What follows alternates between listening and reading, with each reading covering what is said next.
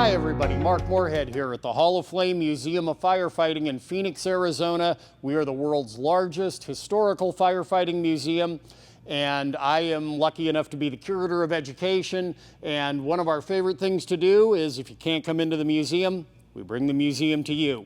Today we're in Gallery 1, and in Gallery 1, one of the really important things that you see here is the technology of the hand pumper. The hand pumper was the state of the art in firefighting technology really for a couple centuries. The oldest hand pumper that we have comes from England, and it's from 1725. So that's pretty old. They actually went back a little farther than that. They were developed in Holland in the mid to late 1600s.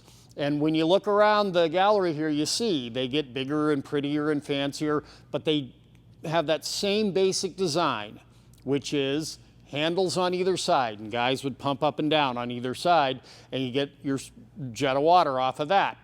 And this piece that we have here is American, and it was from a company called Howe.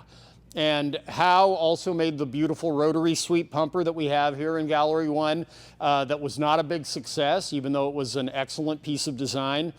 But this one was different. This was a big success.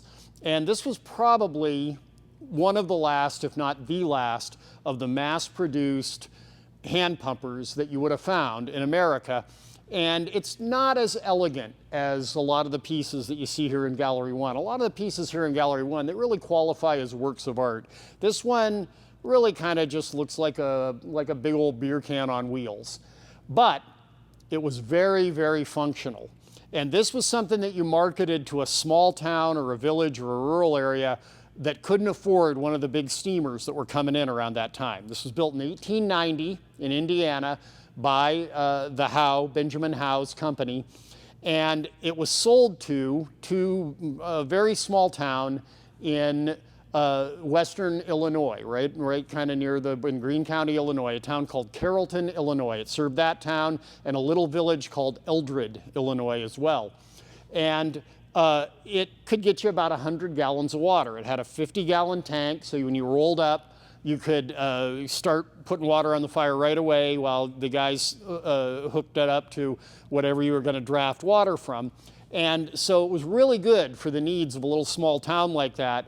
And it wasn't as powerful, wasn't anywhere near as powerful as the steamer, but it was real good for a small town that couldn't afford a steamer, because with a steamer, you had to buy horses. With this, you didn't. It was still lightweight enough that you didn't have to buy those horses and train them and feed them and maintain them and replace them and all of that stuff. Now, a lot of people, when they check out this rig, they kind of notice this. It looks like a bullet sticking up out of there. That is something that you'll find on most of these rigs, and actually, and for that matter, in most of the fire trucks we have, most of the motorized pieces, but it's just shaped a little differently and configured a little differently here. That's an air chamber. And that air chamber is essential because it introduces that little bit of air pressure into your stream of water.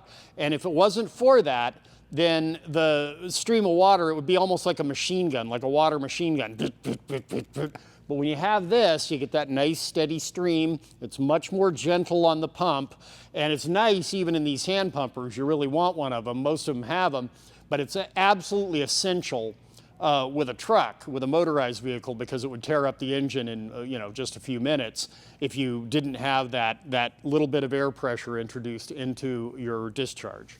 So it was a nice piece. It was very successful. This one here from Carrollton has another story to it, which is its longevity. This actual piece was used in 1941. Must have been a very busy night there in Carrollton, and they actually successfully put out a house fire with this thing in 1941. So it had 51 years in service, made it all the way to the World War II era. And so it's a pretty celebrated career, and we're very, very fond of this piece here in Gallery 1. And as always, it's a privilege to bring you this stuff. If you like these little segments we do, remember to like them and to subscribe to our YouTube channel and to share them with your friends and share them on social media. We really, really appreciate when you do that, and we really, really appreciate you stopping by here at the Hall of Flame. I'm Mark. Bye-bye.